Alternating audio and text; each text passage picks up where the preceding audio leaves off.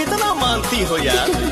तना मन फूटा जाइब मोटाई हो दादा, छोटा कैसे घोटाई हो दादा। अरे आई हो दादा, अरे आई हो दादा, तमे हरी मिलल बिया हमारा के गाई हो दादा। दोनों बेरा तू बना के पीहा चाय हो दादा।